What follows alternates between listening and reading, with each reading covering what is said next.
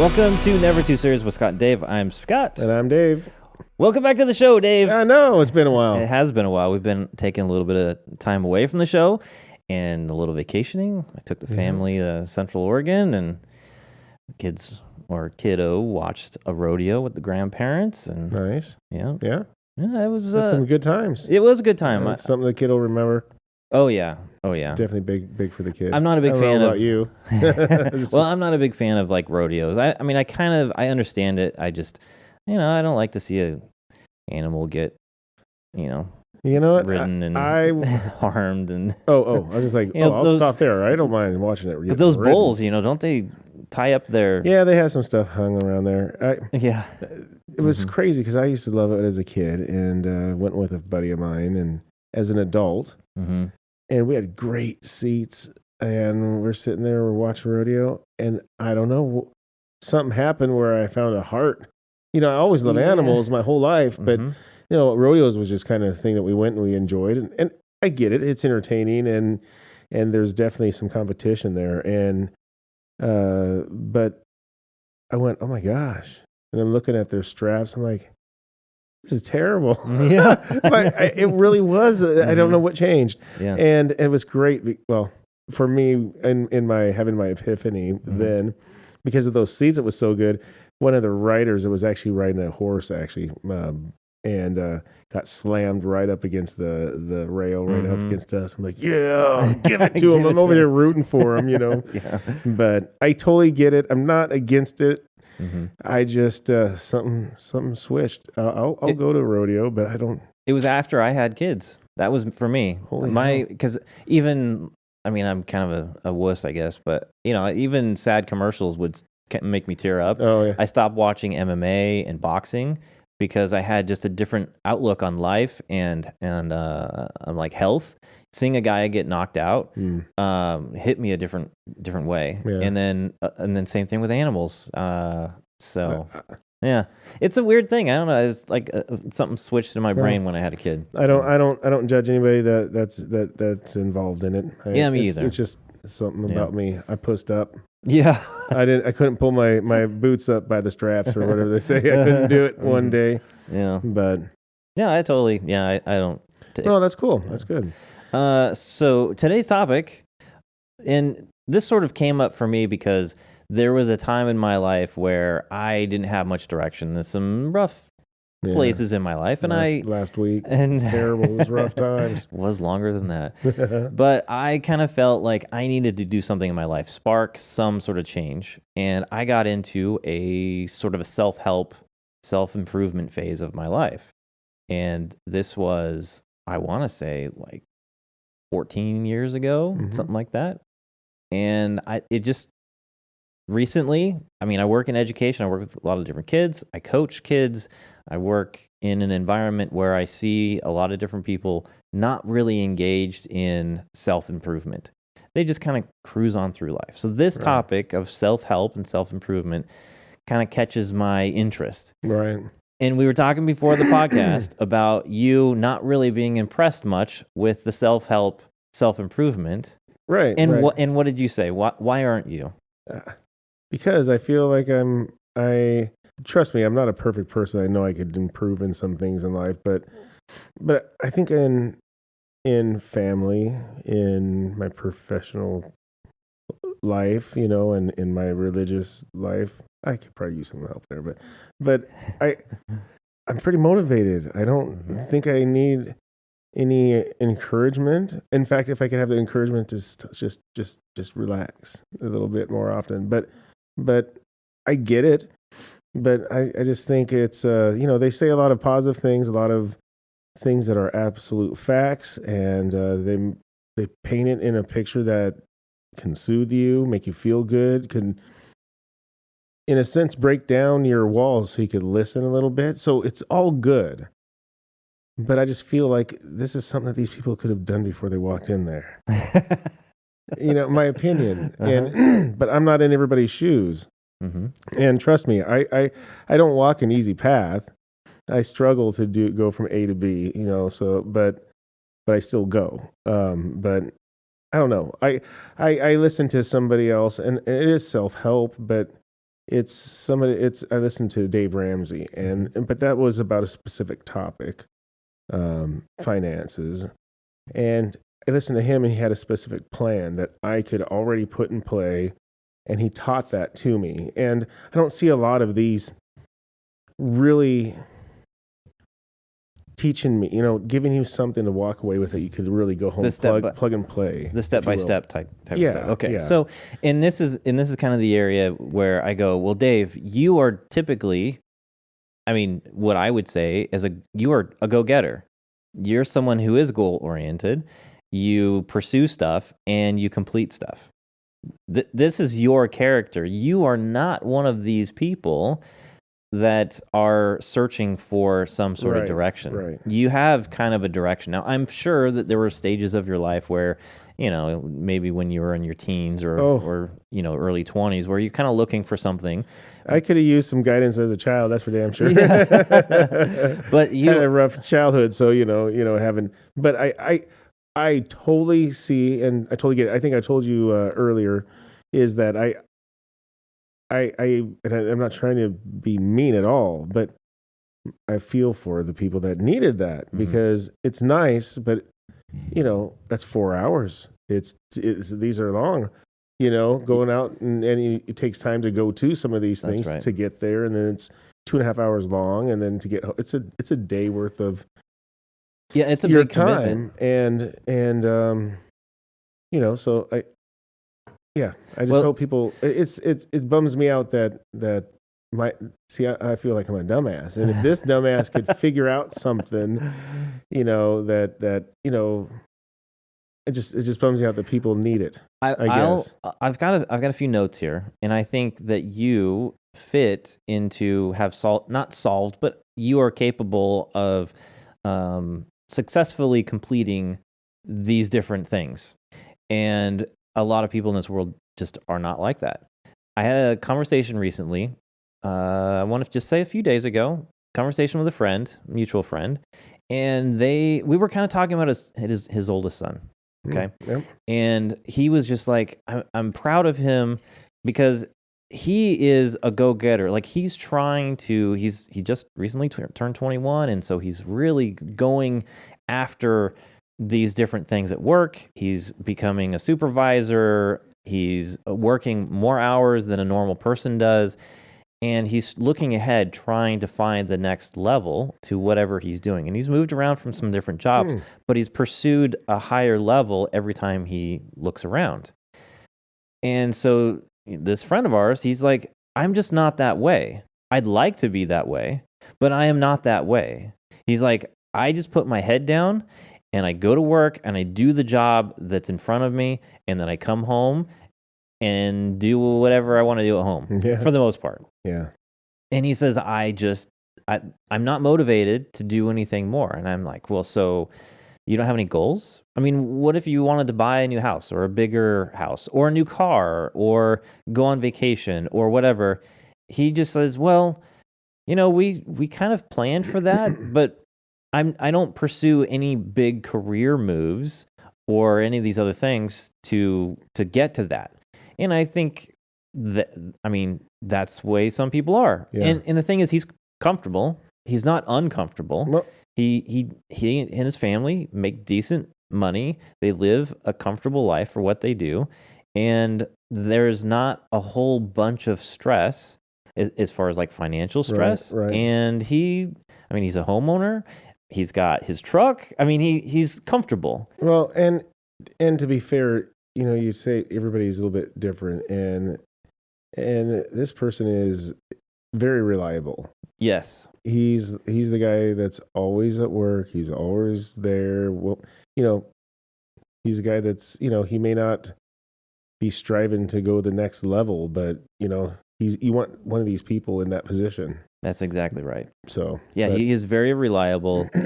He'll work the same job for 20 years if given the opportunity to do so. That's his personality. He goes and he does his job, and then when he's done, he leaves. So without, not trying to say wasted, but like the self-help seminar might be needed for our friend, but probably wasted on our friend, like it might be wasted on me. Yeah. But at the same time, I could sit there and listen to them and appreciate them. I really can. And I would get uplifted probably from them too. But at the same time, I'm like, okay, how do I apply this to my life? I am excited to go do something. And now what? So, but well, okay. So there was, about, this was before my daughter was born. So this was probably 14 or 15 years ago. I had a kid already. I wasn't really going anywhere in my career. I was kind of coaching, but it wasn't like this, it wasn't going to take me anywhere. I was just kind of, on cruise control and not super happy about where I was at that particular age. And this is where I was introduced to a network marketing company. Okay. And I've always been kind of entrepreneurial. I've always kind of wanted my own business. I always, of course, wanted to make more money, but I wanted to kind of do it on my own terms. And so I got sucked into this network marketing company. And I think we talked about this in another podcast. Yeah. Maybe I can link it up here. But I think for me, that was the stage of my life where I kind of needed something. And so with network marketing and like direct selling, network marketing, MLM, that sort of, environment, they're really into self-help. They're into motivation, getting people to get off their butts and do something. And so I was referred to lots of different books, videos. Back in the day, they were on CDs and DVDs. And so I started kind of consuming some of this stuff. And at that time, in reference to your Dave Ramsey scenario, there weren't really clear steps for a lot of these. It was more philosophical stuff, thinking in terms the bigger picture and change something inside you. Yeah, which is more than a 2.5 hour seminar. That's right. That's right. Now, as I kind of dove into it and I was kind of trying to focus more on just this network marketing business, then I started getting into the steps because it was more relevant to what I was doing at the time. So I started pursuing specific steps. Eventually, I kind of got disenfranchised a little bit with the company, and fortunately, they were bought out by another company, and that was my opportunity to leave. Because at that time, I was kind of at my end for that particular path. But it gave me a huge appreciation for self-help, self-improvement, things that can not just motivate you, but give you these components that you can adopt in your life in order to become a better person. And there were several people. I've got a list of just three that I ran into at that time. And then since then, this fourth one. But you know who Tony Robbins is. Of course. Yeah. Anthony Robbins. He's a big self-help guru, probably I would venture to say the most popular. Movie stars love him. He's always helping out the movie stars. Yeah. And he's got a lot of very motivating type material, and he does have some stuff that's like, if there are some books that he has that are much more step by step things that you write down and you pursue for you. And there's different categories. Some are business, some is just improving your life in general so that you can adapt it to anything that you're currently doing. You had mentioned Dave Ramsey, not on my list, but he, to me, is similar, but he's much more specific. That's right. Yeah. Maybe you can kind of talk about what Dave Ramsey has kind of done for you. Well, because again, you're not into the hoopla, not all the hype. You want step by step, right? And he showed me how to be debt free, how to take the debt that I have and how to pay it off in a very efficient and quick way. And then once you do that, how to invest in your future or your child's, and freaking simplified it. So literally almost anybody could really do it. I mean, that was so helpful. What was the big difference between, let's say, a Dave Ramsey guide versus pretty much any other financial advisor? What can you identify what the difference is? Well, okay, so I will say what the number one thing is I have to say was character. It really. So my wife, she said you have to. She got me on a trip. You have to listen to this. So we listened to some talk radio, and so we listened to Dave Ramsey, and his personality I connected with pretty quick. But I happened to listen to one of his shows that he was talking about his baby steps. Well, I can do baby steps, so I can do it. So I'm listening, like, what is he talking about? And it's just 8 simple steps. And these 8 simple steps can be a whole lot of work, and it might take years depending on your situation. But I was listening to it, and I'm not kidding you, the first probably half of of his show, I was like, oh, it painted a picture without even reading, getting any material in my hand, going, because we weren't terrible with money. We were careless here and there. Didn't give an F from time to time when we should have. But at that time, did you have a budget? Did you guys follow a budget, or was this the introduction to a budget? We did have a budget. We kept and we also balanced our checkbook and stuff. But it wasn't. It was we budgeted for day to day or paycheck to paycheck.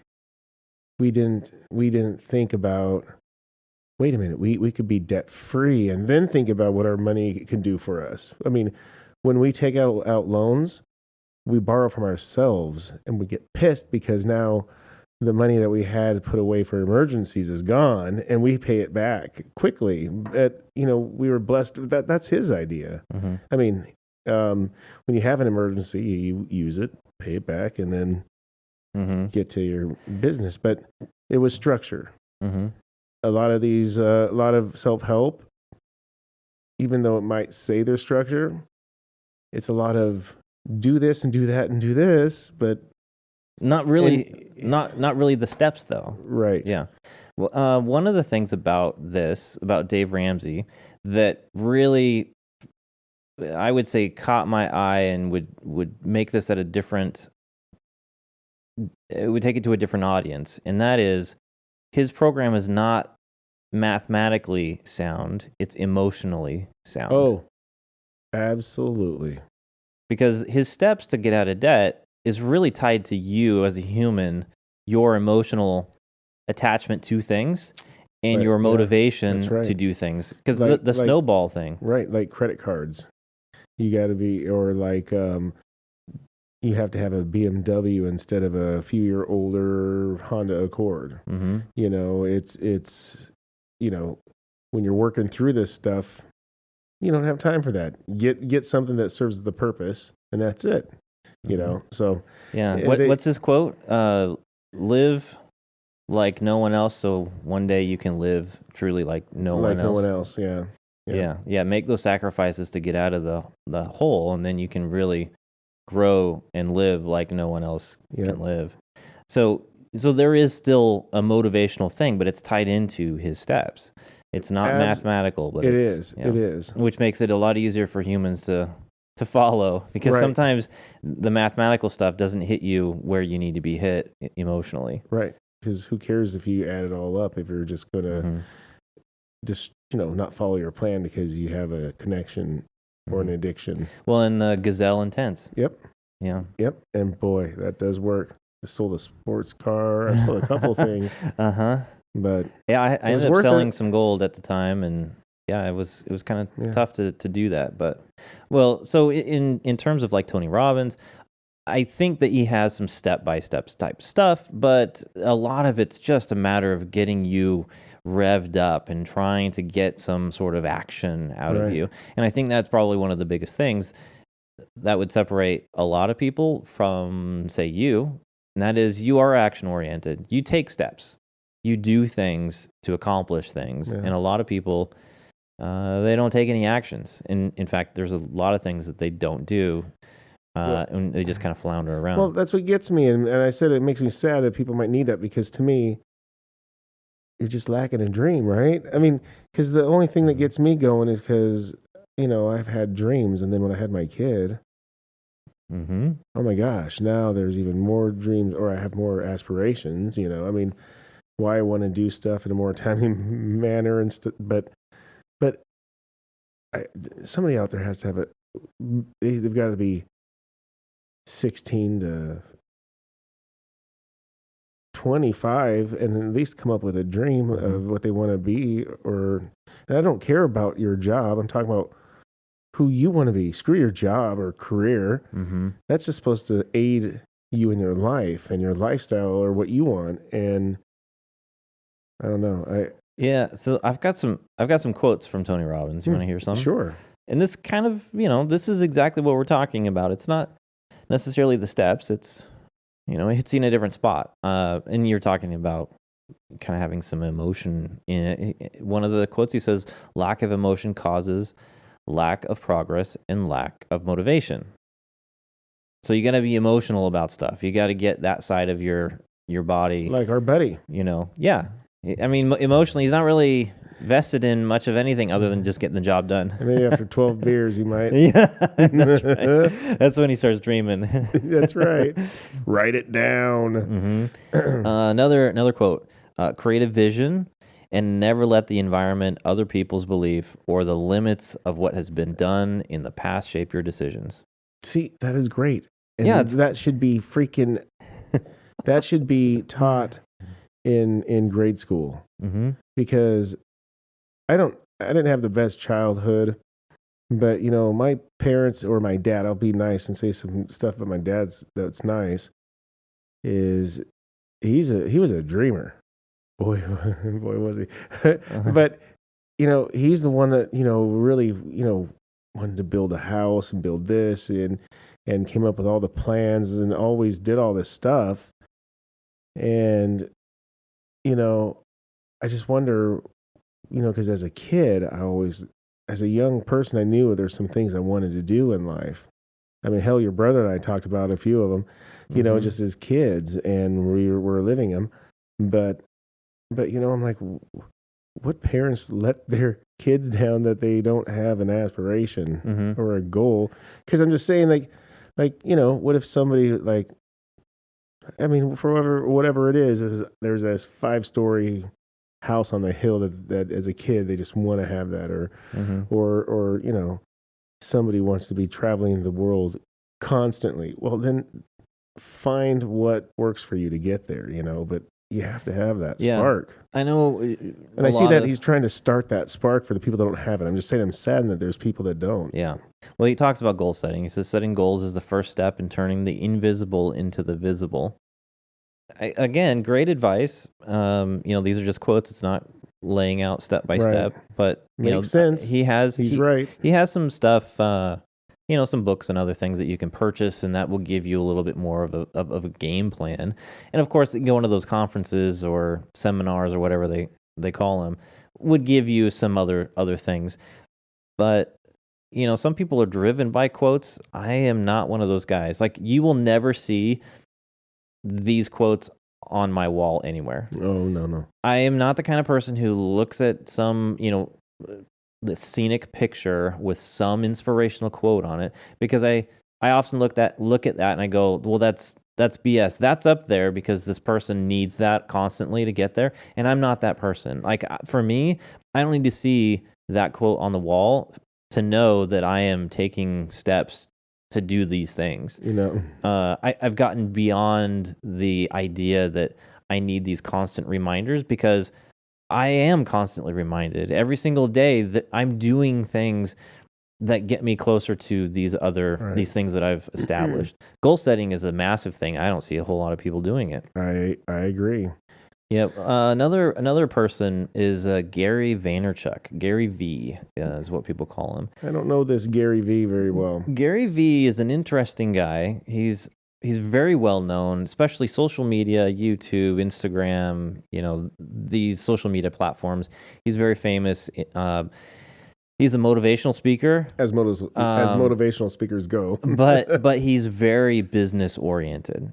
there's a book that I bought. It's an audio book because I don't have time to sit and read. But there's a book that he called, I want to say it's called Crush It. And the book that I bought was called Crushing It. So it's the follow-up book. And the follow-up book describes a lot of similar concepts that the first book had, except that it tells a lot more stories about people who are actually crushing it.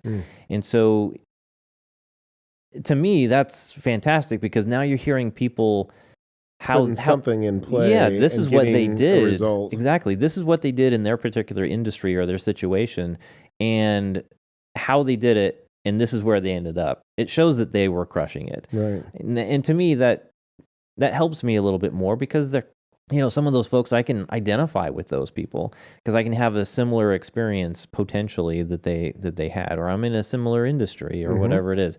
And so it resonates with me a little bit more closely. But you're touching, we're typically talking about, the professional aspect of it, but, they, like we went over that they come and help out with relationships and all these other aspects, every aspect in life. And sometimes I think it's nuts to me. Like for me, if I have to call in a third party to evaluate, I don't know what I'm doing. I don't even know how to even discuss it, but I'll just cut it off. I'm not doing it. No, I have looked at different stages of my life for leadership. Like I look for a mentor. Someone who can kind of guide me through some stuff so that I don't have to have so much like trial and error in my life. Right. And I've had a few people that I've worked with that have sort of tried to mentor me, but in some cases it was an experience where I got to see them make mistakes. I got to see them do things that I disagreed with, and I could learn from that. And that to me is a very important aspect of life. You definitely need to be learning by watching other people make huge mistakes or have massive success. Yeah, I will tell you with what I do for a living, my boss and another senior person, not a boss but coworker that's been around a while, having these guys as my mentor. And what's great is one of them is definitely left and the other one's definitely right. And I love it. They're great. They're both great people, and I'm learning a lot. And I'm telling you, there is a difference of view on how we approach things. But having that mentor, and I'm lucky to have it, and I think everybody should, and that's probably all where it really goes to is that's what a good parent's supposed to be. Yeah. That's what a good teacher is supposed to be. That's what I'm going to get this wrong, but a schooling system should be based on, give them the hope and the aspiration to succeed in life, not just to pass the test to get to the next class. It needs to be better than that. Yeah. Let's take a quick break. I want to come back and talk a little bit about more in that educational environment. And then a guy that I think we should listen to, maybe a clip. All right. And maybe, for me personally, kids in the educational system should be listening to this guy. Yeah. Okay, we'll be right back. All right. Dave and I appreciate you listening to the show. Please take a moment and write a review on Apple Podcast or Podchaser.com. And since Spotify doesn't currently have reviews, simply telling your friends about the show would be great too. Also, you can always reach out to us at our website, nevertooserious.com, or via our socials at the NTS Podcast. And seriously, from the bottom of our hearts, thanks again for listening to the show. All right, we are back. And so I want to play a clip. This is Jim Rohn. He is probably one of my favorite to listen to. He's got tons of different content. I have several of his audiobooks. There's a lot of content, like full seminar content on YouTube that you can access for free. I sent you one that was like 4 hours long. Yeah. It's a little long to consume. But so you've listened to him quite a bit, it seems, and this is all you've gotten in life. Huh? So Take that, people. Oh, dang it. But he's a happy man. Man. I'm just teasing. It's a constant growth, okay? How's that? That's really funny, Dave. Thanks for bringing that up. Okay. You better push play more often. So I'm going to play this clip real quick. Well, it's not quick. It's like a minute and a half. Go for it. But I hopefully folks will kind of understand the style of Jim Rohn. And of course, you can watch this on YouTube, on our YouTube channel. Here's the big challenge of life. You can have more than you've got because you can become more than you are. That's the challenge. And of course, the other side of the coin reads, unless you change how you are, you'll always have what you got. I have found in my experience that income does not far exceed personal development. Now, sometimes income takes a lucky jump, but sure enough, unless you grow out where it is, it'll usually come back where you are. Life has strange ways. If somebody hands you $1 million, best you become a millionaire quickly, so you get to keep the money. Otherwise, sure enough, it'll disappear. Somebody once said, if you took all the money in the world, divided it up equally among everybody, it would soon all be back in the same pockets. True. Incredible. Success is something you attract, not something you pursue. Success is looking for a good place to stay. So instead of going after it, you work on yourself. Personal development. See, the major question to ask on the job is not what are you getting? The major question to ask on the job is, what are you becoming?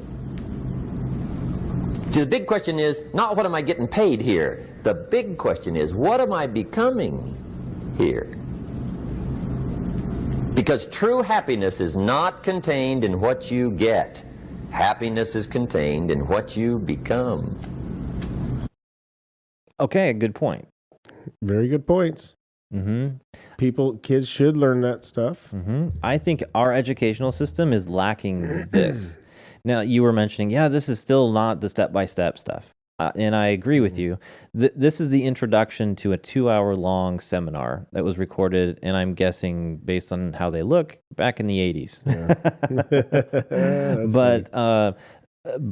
But this is like the first little tiptoe into self-improvement, self-help, personal development.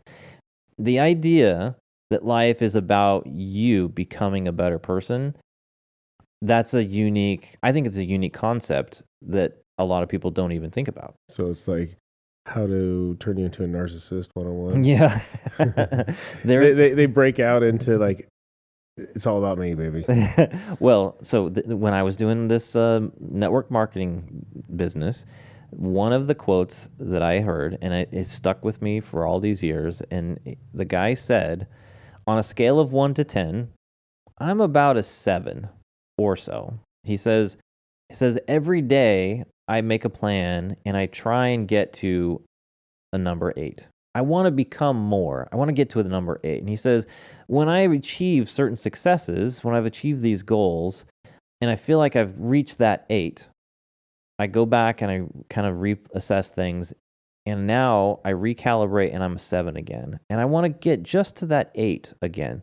This incremental goal. It's not like go from 7 to 10 or 3 to 10. It's let's just try and get to that next one. Right.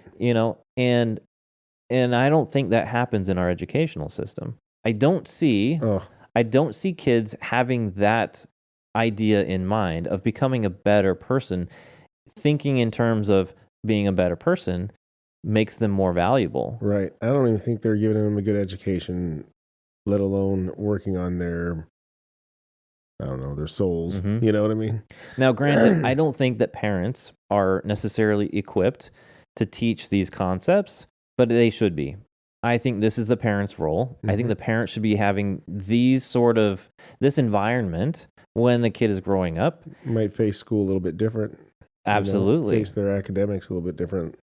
Take it more seriously. And strive to do better because they know it's for a whole purpose. Right now, they have to go. Mm-hmm. Well, you got to go to school. You have to go. I don't want to go to school. You have to go. Well, and now the schools are all about this emotional support. And I think this is a really bad direction. Number one, parents are supposed to be that emotional support, not the schools. Right. Last thing you need is the people that can't even educate you, try to give you the emotional support. Yeah.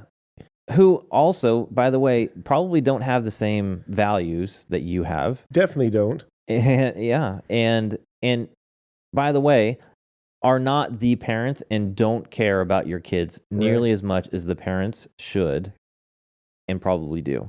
Yeah. I guarantee you, I love my kids more than any educator out there. Yeah. Yeah. And I want to make sure that they're taken care of and they get the best education and they, I'll be honest, I'll brainwash them at home into my beliefs. Maybe not on purpose, but they're in the environment, they're learning from me. I'm an example to them. They're getting brainwashed, okay? And this is not a negative thing. This is them growing up. I had my daughter believe in Santa Claus too. Oh, Ethan was so pissed when I told him. All the lies, all the brainwashed lies, all the bullshit. Yeah. We raised our kids on bull crap. All the big things that they waited for in life were lies. Lies, yeah. But I mean, they're getting indoctrinated in my home because I do the things that I do in my daily life. By the way, part of it is self-help. Some of it's financial, advice. Sometimes it's just relationship advice. I believe that I'm an example that my kids should follow. If I'm not, I better make some adjustments. So for the most part, yeah, they're getting indoctrinated. I don't want someone else to indoctrinate them.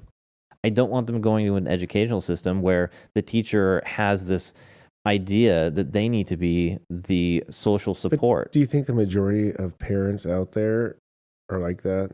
No. That really, truly think that? No, and that's the problem. They're sitting there going, I don't know. You could figure it out, kid. Yeah. Like there's so many parents like that really have their TV shows that they would rather watch than even tell the kid to go do work. I don't know. There's so many kids that are getting left behind, left hanging. Yeah. I think that this is an area that our educational system could improve on without stepping on the toes of the parents. Here's the reason why. The stuff that is, especially like Jim Rohn, I'm a big fan. The stuff that he teaches it's not political. It's not emotional support like you're going to be like an enabler where, yes, you can go to school with, half your head shaved and a tattoo on your face and a piercing that connects your nose to some other body part. And it's okay. Things will be fine. It's everyone else that needs to adapt to your and that person's behavior. Like, stop looking at my nose. Yeah. This is the kind of stuff that's pretty safe because it's really about self-improvement and confidence building and taking responsibility for yourself and your actions, not blaming your problems on other people. I could agree with that. And so I think this is a pretty safe area that most parents would probably be okay with. I'm not saying 100%. There's always the unique ones. But I think in this particular case, the benefits that the child is going to have getting through school is going to be significant. Think about the concepts that these people are preaching. Goal setting. We've talked a little bit about goal setting. If a kid in the educational system never gets introduced to any kind of goal setting, what are they striving for? Right. But which I think was great. And somebody needs to sit there and go, okay, you guys need to make sure you have goal setting. This is what you need. And then they need to go into it, break down how to do that, because what a lot of these things do, and people are taking notes, because they're going to have to go out and seek answers to the quotes he's given. Mm-hmm. Okay, so how do I do that? Okay, I'm going to have to look and see who does that. Who can help me with this? But at least it gives a spark. I get that. Mm-hmm. But but I guess it's called self-help. So listen to me and then get your ass out there and do it. Well, Jim Rohn has a lot of different books, and this seminar, it's actually, I think it's a pretty good one. He does kind of give you steps to, to do these things. He talks highly about self-education, learning, not just book smart learning. He's a proponent. He's a guy who didn't go to, I think maybe 1 year of college, I think is what he said. Yeah. He still thinks that he should have finished school and got a degree, but he is very big proponent of learning from others, finding a mentor, finding a coach. Well, why don't you explain the difference between education and learning then? Okay. So the way I describe it is education to me is what you get when you go to school and someone opens a book and delivers the content that they're going to deliver to pretty much everyone else. Learning, in my opinion, is the experiences. It's learning by watching someone else do something, or, like I said, have success or have a failure. This is where people gain wisdom. And exactly, you can call it wisdom for sure. But you learn from evaluating what's going on in your life and then making different steps, taking different actions to then improve upon or take a different direction. It's like it's in fact even could be taking what was educated to you and putting it in play. It's not just something you read. What I mean? It's and usually when it's learned, it could be retaught. But no, I'm glad you explained that, because there's a big, in my opinion, in life, there's a big difference. There is. Totally agree. Some of the other stuff, I think there's a quote here. For things to change, you must change. There aren't step-by-steps here, but that makes sense. It does. You can't live your life thinking that everything out there has to be catering to you. If you want more, then you're going to have to do something yourself. You're probably going to have to make some changes. And the lost person is like, but how? I know, that's why I'm here. Yeah. What changes can someone make in their life to improve? Most people blame their problems on other people. I mean, I complain about stuff. That's what I do. I complain about stuff, but I also look at it as I can't just go and change other people.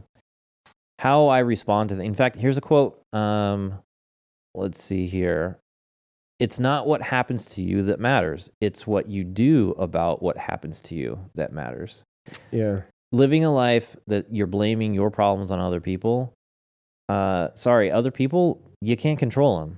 What it says, like, don't point out the person that ran you over the bus. It's all about pull yourself out from underneath the bus or something like that. But you in order to live life, you need to understand that you are in control of yourself. How you respond to other people, to other things that happen to you, that's powerful, to be able to know that you can change yourself to adapt, to work through whatever the system is, whatever the game that's out there. You have control over yourself. Oh, that's absolutely true. Yep. I've tried to instill this in my kids and not have them complain about other people. And it's a constant reminder, hey, by the way, your boss, this is the way they are. You can't just change who they are. Right. But you can change how you respond to how they treat you or what situation they put you in. Absolutely. There's an employee that I had to deal with that I thought we were going to get a little bit physical for a moment, literally. And I'm like, oh my gosh, that's ridiculous. So I'm like, you know what? I'm going to have to work how people usually are like that. And so I adapted and approached him differently. I'm the same, but I just kept him close, gave him more projects, and kept him a part of stuff. When you're a part of everything, can't complain about everything because you're a part of it. So, anyways, he laughs at stupid stuff I say now. He hates me, I'm telling you. but no, it's good. It's good. Especially children, I feel, need to know this. It's hard enough, or enough is said that adults seek this out to help aid them in putting the missing pieces of puzzle in life to them so they could feel complete enough to go forward and thrive. And think about if you there's so much depression in kids. There's so many people, like I was just making fun of, some dope smoker at home that are just, neglecting their kids, Those kids too need to know that they matter and that they're our little emperors of our country coming up here, I mean, they're taking over here soon. Yeah. So, letting them know their importance and let them know that everything is truly up to them. I'm a nobody in life, and I am by no means, I don't have a 90-foot, or I don't even know if that's big, 90-foot yacht, but, I'm rich in my own life, and I'm pretty happy for the most part, There was I think it came from Jim Rohn, actually. He said, he was talking about, kind of mentoring and being a boss in a business, and he was relating it to how you would raise your kids. And the way he described it is, instead of telling someone to go do something, he kind of described it as, hey, let's go do something. So if it's, let's take out the garbage, instead of telling them, go take out the garbage, let's go do it together. Introduce them into it in a way that is enjoyable, that, makes the project less complicated. Some people don't know how to do simple things. Yep. Maybe taking out the garbage isn't a good example of that, but no, that's a great example. I literally did that today. Yeah. I use that a lot. So yeah, if you can do something with someone, at least for a little while, It's you good have for an both of us. you have an opportunity not only to teach them how to do something or why that they need to do it, but also make it an enjoyable thing. Yep. Do it in such a way that when you aren't in the picture anymore, they still can do that and enjoy it, and gives them an opportunity that when it's their turn, they can return the favor to the person that they're mentoring, the person that they're supervising or leading. One more quote. And this one is for me a big one, because this is what I find super important in my own life. One reason why I'm doing the podcast and coaching. All right. Okay. It says, work harder on yourself than you do on your job. You can make a living working on your job, but you can make a fortune working on yourself. That's the self-help thing for me. You can make a living working that job, but when you work on yourself, now there's this huge opportunity for growth.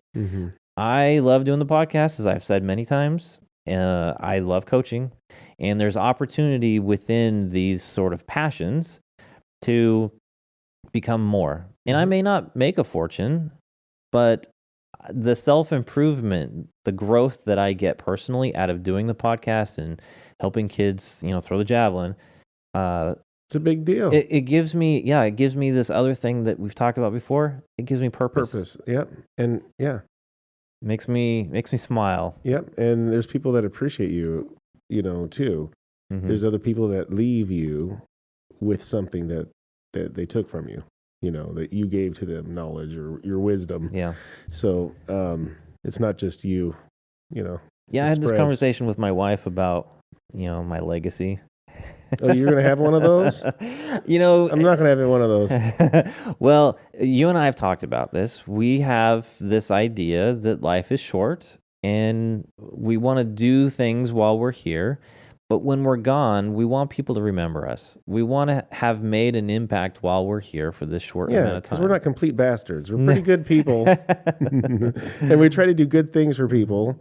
And we try to make a difference. And if we can't make a difference outside of our household, we try to make sure that we're raising good, solid Americans for the next generation. So, I want to make sure that there is a legacy, a positive one. One other name I wanted to mention before we start wrapping up the show. Another guy, his name is Zig Ziglar. Yeah.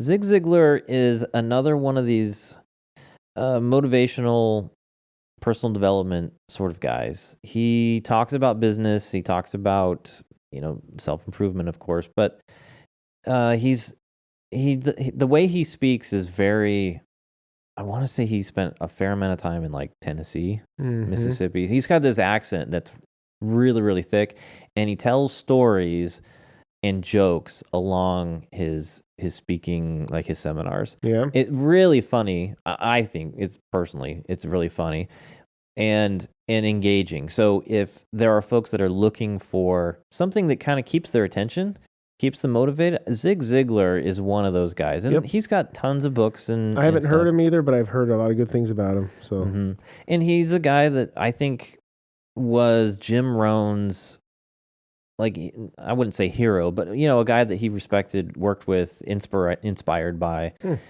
Zig Ziglar was around doing this sort of stuff. So Zig Ziglar is very, very, very old? Yeah, he's, I can't remember when Zig Ziglar died. I want to say it was in 2000, was it 2 or something like that? Right? I'm going to look that up real quick. And Jim Rohn, I think, passed away, I want to say in 2009. Wow. Zig Ziglar, it was 2012. He died. Okay. And really good stuff. Mississippi, lived on managed position at a Mississippi farm. And then moved to Yazoo City in Mississippi. He talks about that in a lot of his. He talks about his childhood. It's really good. Jim Rohn, he died in 2009 at age 79. And kind of an interesting, because he was a really healthy guy, and then he had this pulmonary fibrosis. Very interesting. I think it's a disease, but it does weird things to your fingernails. Makes clubbed fingernails. It's very weird. Your nail beds thicken on the ends of your fingers. Really? Yeah. We look. I can't tell. Speaking of which, I smashed my thumb, and it's like all bruised up. Well. Yeah. Is that karma, or is it just a straight accident? It's me not trailer camping very often and not protecting my hands when I'm doing stuff with the trailer. That does look like it hurts, I must say. It hurts so bad. Yeah, that doesn't look good. No, but I didn't lose a thumb, so I'm pretty happy about that. Well, you might lose a nail. See, it's not the things that happen to you that matters, right? It's how you handle the things that happen to you. Yeah, what you gain from it. Yeah, I didn't even swear when it happened, but I was red in the face and not very happy. Wow. Yeah. Couple final thoughts. In sports, I think this is a really big deal. Sports is one of those that I thought was a great place for personal development. There's a lot of goal setting in sports. There's a lot of teamwork. There's a lot of positivity, positive self-talk. A lot of that, hard work, taking action, a lot of this personal development stuff is wrapped up into sports. Yeah, I remember hearing some of that too. Yeah, you played football. Yeah. And when you're in there and especially, the halftime. The huddle? You have, your halftime, you go in for halftime. I don't know. Yeah. And you go to the locker room. Yeah, you go to the locker room and you're getting a speech from your coach. And, that's... Well, with ours, it was usually inspirational. A couple of times, what the F's, but that's a time that you could give us inspiration and smack us on the ass and sit us out there and go crazy. It doesn't dissipate so fast. That's one thing that's a bummer, is that this is like a fog or a cloud that in a short period of time this dissipates if you don't act on them.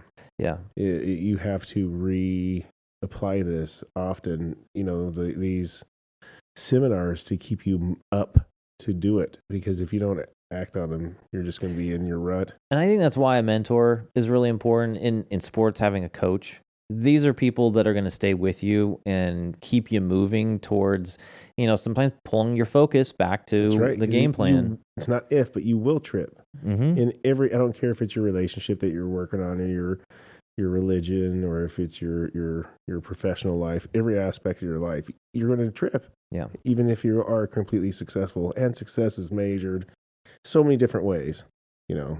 Everybody has a my buddy that our buddy we were talking about, Mm-hmm. he's a successful man. He's in his eyes, he's got it, what he wants. Yeah. For us, we might be a little bit different. Yeah. Well, I told him, I'm like, listen, this is not a bad place for you to be. he gave up here, you know? huh? This is you decided to quit right here, huh? Yeah. All right. Just because I'm a kind of a go-getter, never really satisfied, I want to keep growing, doesn't mean that someone else can't be satisfied with where they're at, and he's in a good spot. That's what makes us all interesting to talk to. Mm-hmm. Yeah. I would hate to come just to talk to me every day. Yeah. Well, same old. I'm a little disappointed in some of the sports that we see today, some of the professional sports. I'm talking like basketball and football. I think there's a lot of stuff going on in those sports that is more about, you're talking about being a narcissist. I was just thinking that again. That's what I'm seeing more and more. Yep. And I see this in a lot of, because I watch a fair amount of like YouTube stuff, and there's some like basketball players. They're not pro, they're amateurs, but they got a lot of skills. But you can tell they do not have the attitude. They do not have that self-help, self-development skill set. Yep. And it might be the reason that they're not doing anything other than making YouTube videos about their skills, about their basketball skills, or their, I've seen football players out there sprinting, juking out the defender and catching a one-handed or whatever, but they're not going pro. They're making YouTube videos. Yeah. And there's enough people who are watching them. And maybe they're just looking for a paycheck, but I'm not seeing them as like a mentor to be this wonderful, figure to follow. And unfortunately, I'm seeing that now even in track and field. I'm seeing a lot of people who are showboating, who are talking negatively about their competition. I don't know how many, I don't watch a ton, but I've watched a lot of like wrestling and kids wrestling.